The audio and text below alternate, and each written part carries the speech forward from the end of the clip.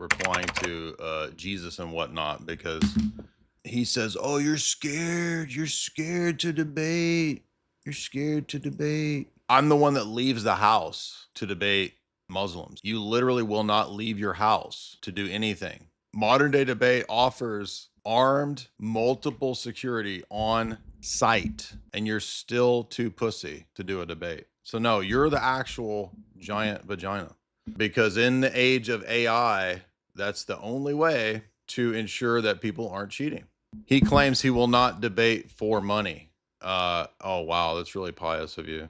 Well, I don't do my work for free, so you can do work for free. By the way, are his reels monetized? Is his channel monetized? He had no problem taking my super chats, right? Because I went on his stream, but now he's acting like he's too pious. Oh, I would never debate for money. This is what he's saying right now. And he says, well, I'll just put the camera to where you can see the setup. You can still cheat.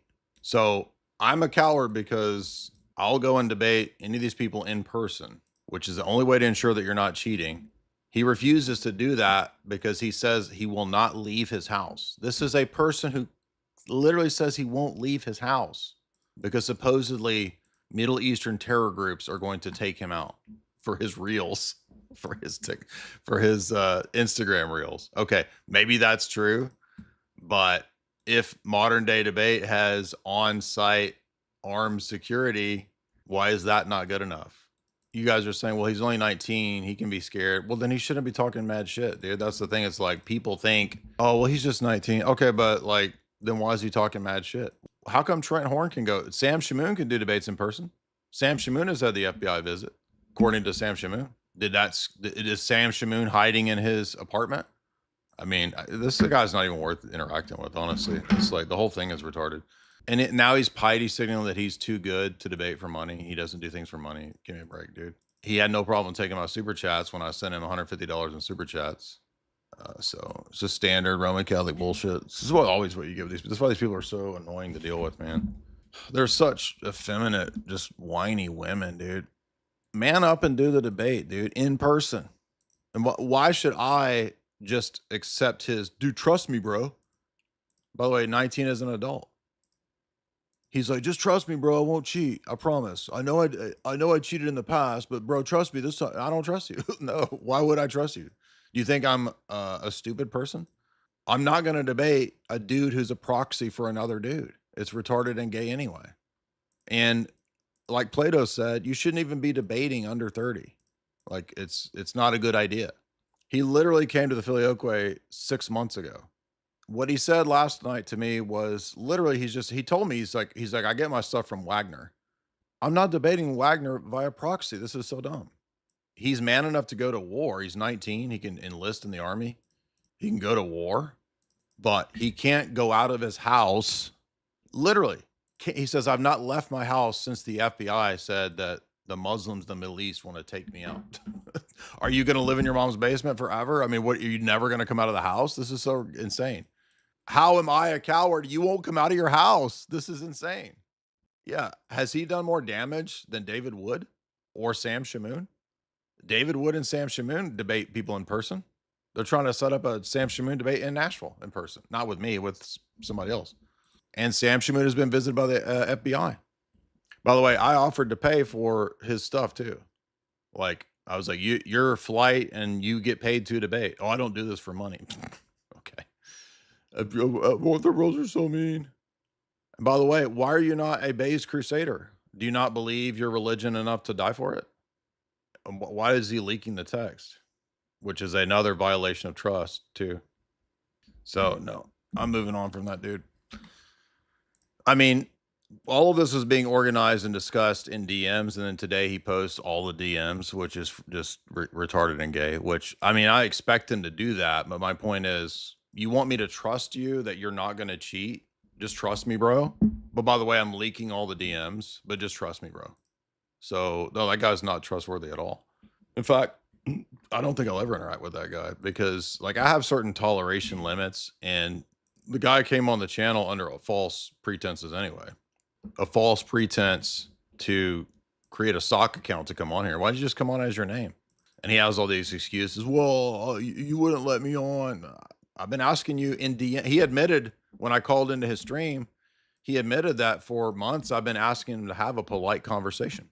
So that's not true that you wouldn't let me on. I've been asking him to come on and we don't have to have it. I told him like 10 times, dude, we don't have to have a debate. You can just come on and we can chat about whatever. It's fine. But I mean, the other thing that's crazy about the Gen Z apologetic sphere is how slimy they are. Like they don't have any compunction. Like they're super sensitive about a joke, but they have no qualms about leaking all the DMs, playing these slimy games. And if you want to debate anybody who's a high tier debater, I don't care whether you like them or not, you're going to have to meet certain criteria. You're going to need to debate in person. You're going to need to be, I mean, how are you going to do formal debates if you never do them in person? You can't do everything online, especially as we enter the era where it's very easy to cheat. Basically, like I'm not supposed to have the criteria that ensure that people can't cheat. Because tell me what the other way is. He says right here, Jay is running from me because I won't fly to do it in person. By the way, remember, Muslims want to kill me. Sam Shamoon has been visited by the FBI. The Muslims have said countless times they want to kill Sam Shamoon. Sam Shamoon still debates in person. David Wood still debates in person. I mean, you stepped into the sphere of wanting to debate. You have been caught and admitted that you cheated and used AI and lied about it, which is good. That's honorable that you admitted that. But the problem is that you can't then expect people to just take your word for it. Trust me, bro. No, even though I get my answers from Wagner, just trust me, I won't talk to Wagner during the debate to get answers. There's a million different ways to cheat. You can have an earpiece. You can set the camera to where people can't see your earpiece. You can have a cell phone placed over there and mute it during the rebuttals to get your buddy to tell you what the answers are. There's a million different ways to cheat. You can have a screen over here where it shows, right? Separate from the screen that's visible. You can have meta glasses like Cholo Cheater has, right? There's many, many ways to cheat. For example, when I debated the Lutheran guy, remember when the Lutheran guy had freaking Mahler in the other room. You think he wasn't talking to that dude? Mahler tried to come and debate in his place. So do you see what I'm saying? Like all of these online debates, look at all the fraud in the last several online debates. When I debated, even in person, when I debated Waleed, he read his opening statement from ChatGPT. I could see it. And then when I was supposed to debate Junior says, haha, I'm not going to debate you. You have to debate Libiano. I'm not doing that. You can't do a bait and switch in the middle of the debate, at the beginning of the debate. And then I debate the Lutheran dude and they try a bait and switch with Mahler. It's all a bunch of gay tricks, dude. It's so lame. I'm going to debate Trent Horn twice. I'm going to debate David Wood in person twice. I'm going to debate Dinesh D'Souza. I debate real people in person to ensure there's no cheating, you retards. Now, with all of this cheating and with you admitting that you cheated in your video, apologizing for it, why would anybody take your word for it? Bro, I promise I'm not going to cheat. I promise I won't ask Wagner during the debate for answers. I don't trust you, dude. And by the way, you just leaked all the text messages, which is a violation of trust. So you can do that. I've posted text messages before, but when you do that, you violate people's trust. So what now? I'm supposed to just be an even stupider dupe and accept, oh, just trust me, bro. I won't use AI in the debate. I don't trust you. And by the way, you've even made it worse now with leaking all the DMs, which is gay. I said an in-person paid debate is not me running. It's what I and the audience deserve. Muslims threaten us and still do debates. Sam Shamoon has been threatened and gets FBI visits, still publicly debates. There's no reason that you can't do an in-person debate if I can. What happened to Bayes Catholic Crusaders who stood up to Islam? In person is the only means of ensuring that you don't AI cheat or get help from your buddies via text or calls, since you have an admitted history of AI cheating. There's no reason I should just accept your trust me, bro. Modern Day Debate offers multiple armed security guards at their live events. There's no reason why that wouldn't be sufficient unless you really are a coward.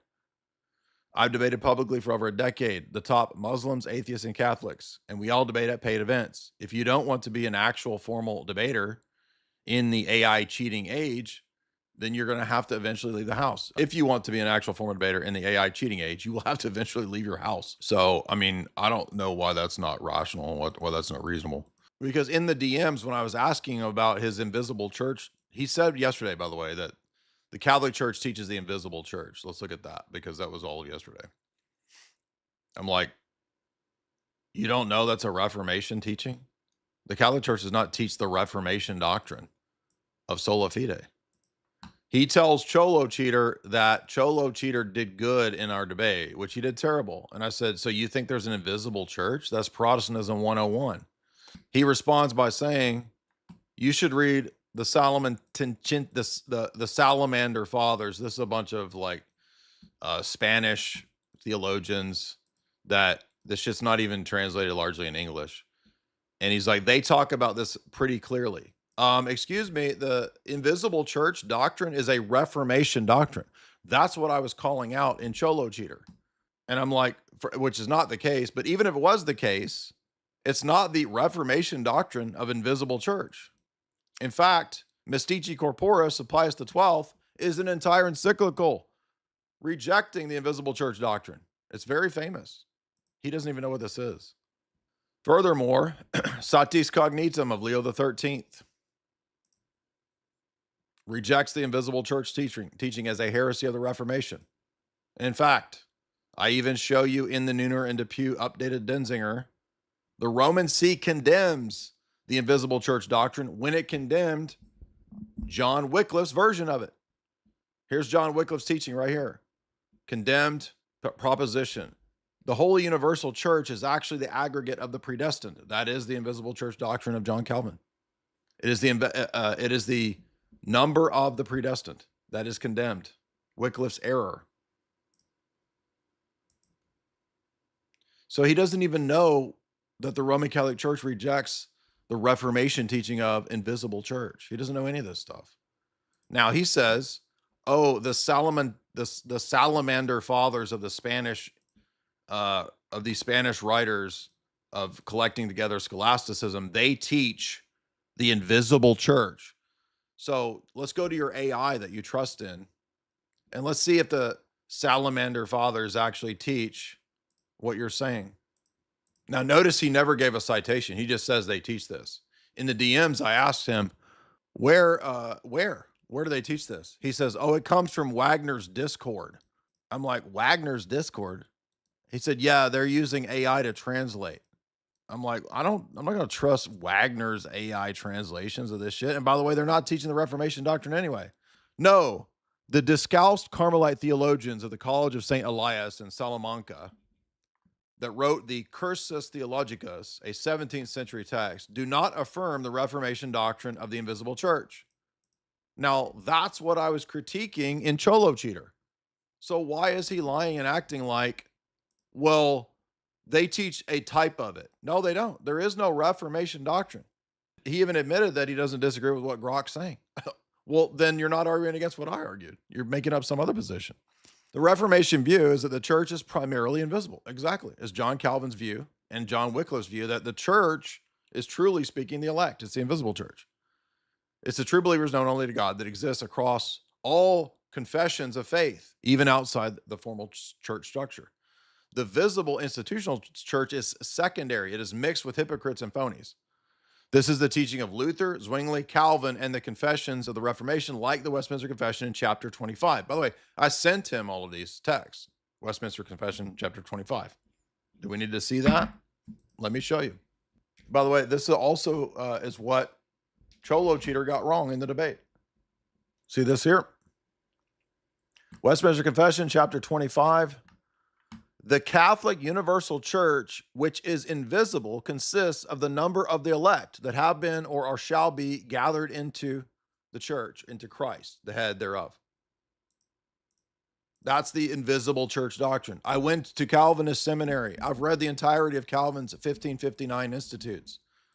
I used to go and teach the Westminster Confession and Catechism. I know the Protestant doctrine of the invisible church, you idiots. Do you see that? And what did Wycliffe say? What was the Wycliffe doctrine of the invisible church? Wycliffe, the church is the elect, the predestined, the invisible church. Right there. That's in your Roman Catholic dogmatic sources, you liars. That's the invisible church doctrine. The visible church is secondary, and it's full of hypocrites, and it's schismed and split, and it's amongst 1,000 different sects. The Roman Catholic view, including Thomism, is that Christ founded a visible hierarchical society, a church with a visible membership of baptism, profession of faith, communion, under legitimate pastors, especially in communion with the Roman pontiff. There is an invisible dimension, which is the internal bonds of faith, hope, and love, but this does not constitute a separate primary invisible church. This is the whole point that I was arguing. For the Roman Catholic, the church, the one church, is essentially the visible one. This is actually the position of Robert Bellarmine and the Council of Trent, and later Magisterium, like Mystici Corporis and Satis Cognitum. The Salamentenses fathers reject the Protestant doctrine. They were rigorous Thomists. So they're not teaching the Protestant Reformation invisible church doctrine. So you're all just arguing against nonsense that is irrelevant to my point against Cholo Cheater. Good God, man, this is so stupid.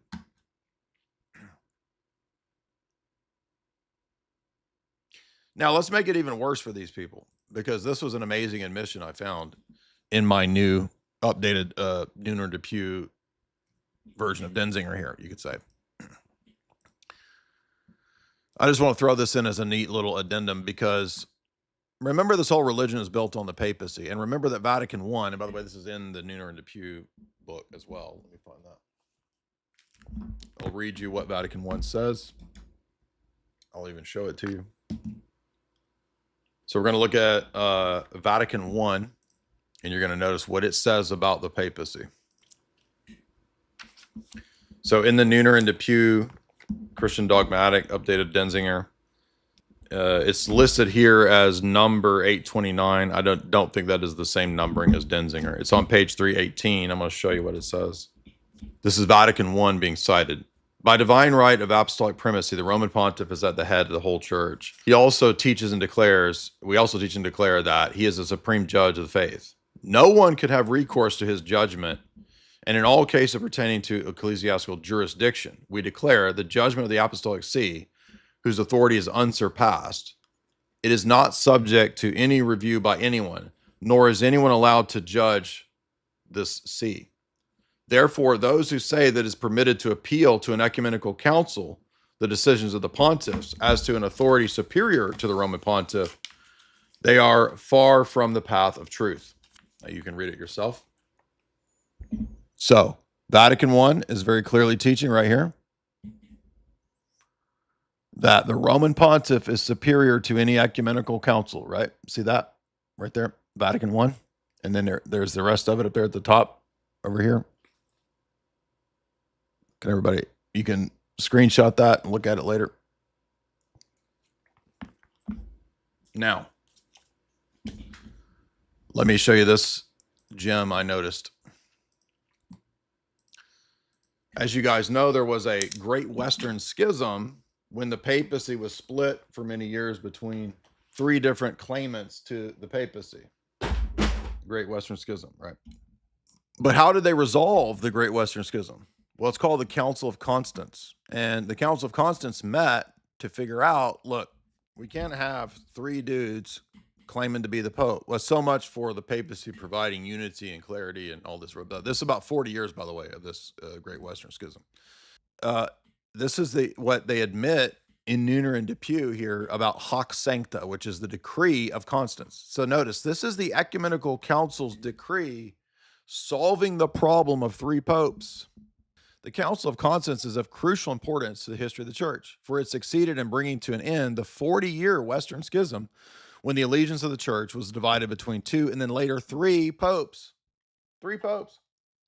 Gregory XII of the Roman obedience resigned spontaneously in 1415.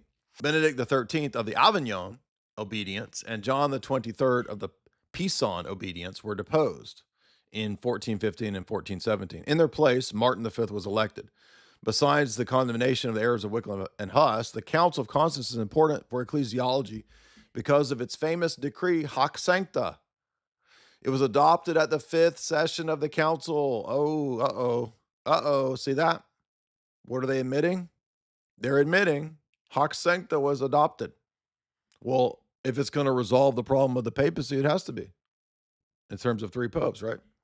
Many historians today would agree that Haec Sancta has to be counted as a valid decree of an ecumenical council. He's talking about the post-Vatican II revisionist admissions that Rome has done.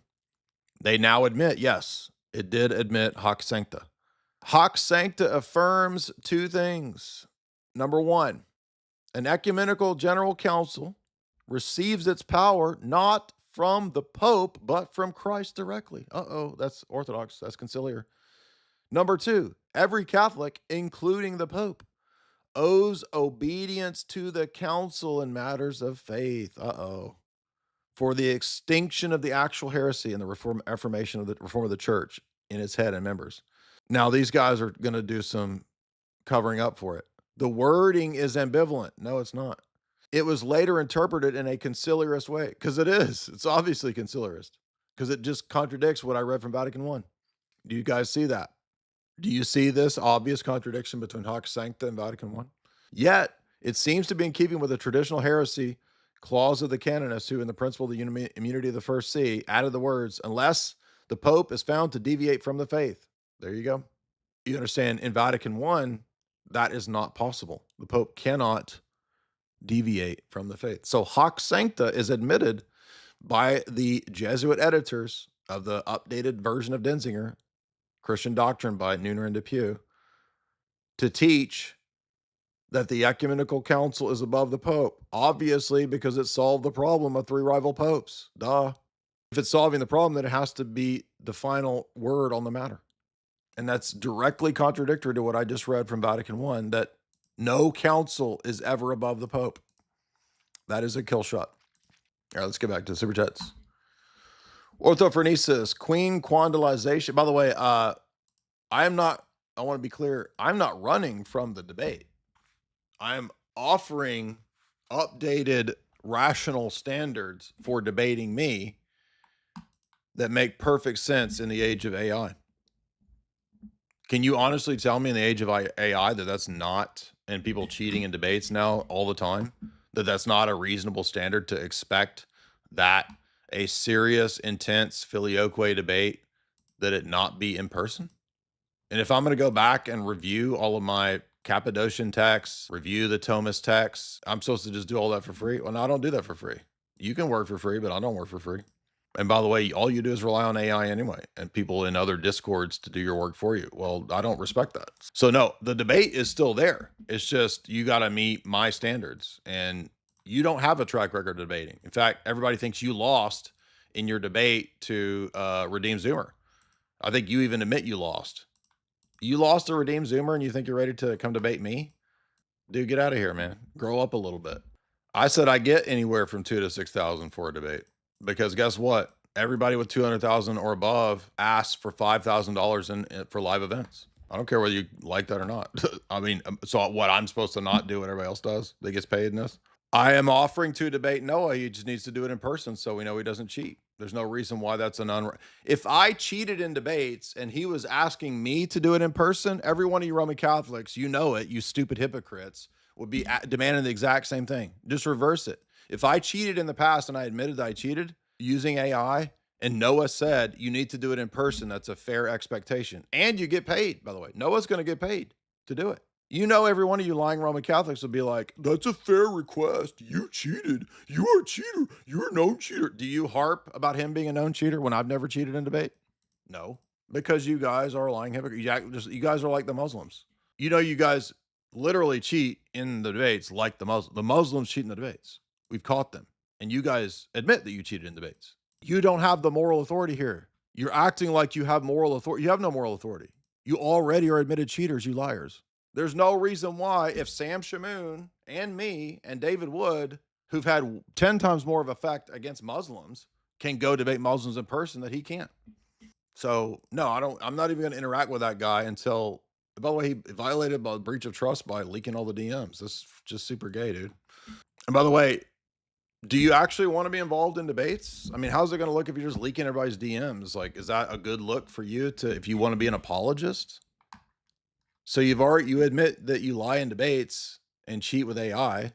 You won't do any debates in person. You leak the DMs. Like, it's not a good look for you, dude. I'm already debating Trent Horn in person. I'm already debating your top dude twice in one day. This is not a good look for you. You think that your church teaches the invisible church, and your source wasn't even a source. You just gave me a school of theology. That's not a source. Where is the source where they teach the Reformation doctrine of invisible church? And by the way, why didn't you just say, oh, you know what, I got that wrong? Actually, you're correct about that. You're doing the same thing that Jake is calling out Libiano for. And by the way, Sam Shamoon said, what are you doing? You're not ready for this debate. You're not in any position to be debating the Filioque. You just learned about it 6 months ago. Even Sam Shamoon said, this guy is not ready for this. I'll show you what Sam said. Now, you can like Sam Shamoon or disagree with Sam Shamoon. It doesn't matter. But the point that Sam is making, I think, is a valid point. People who've been debating for decades are telling this kid, this is not the right way, dude. This young kid thinks he's informed enough to debate the Filioque. He's going to get schooled. He needs to stay in his own lane for now. Even Sam says, I'm not ready to debate Filioque. I want to stay in my own lane until I learn it. So even Sam Shamoon has the humility here to say, I'm not ready for this debate. But this kid who just learned about this Filioque 6 months ago, he's only been a Catholic a year. He didn't even know his church doesn't teach Reformation theology and invisible church, dude. You guys got to grow up, man. This is silly. And it's just a waste of time anyway. Dealing with these people is a waste of time. Now, explain to me how this makes Roman Catholicism still work. How does the Council of Constance explicitly saying in its decree, the council's above the Pope, mesh with Vatican I saying council's not above the Pope? All right, let's read the super chats. Orthophoresis, $5. Queen Quandus is all across the nation, every organization. Quandalization. Panonsky, $6. Do you mean Nick Cage's Wicker Man, the bees, not the bees? Yes, the bee's knees.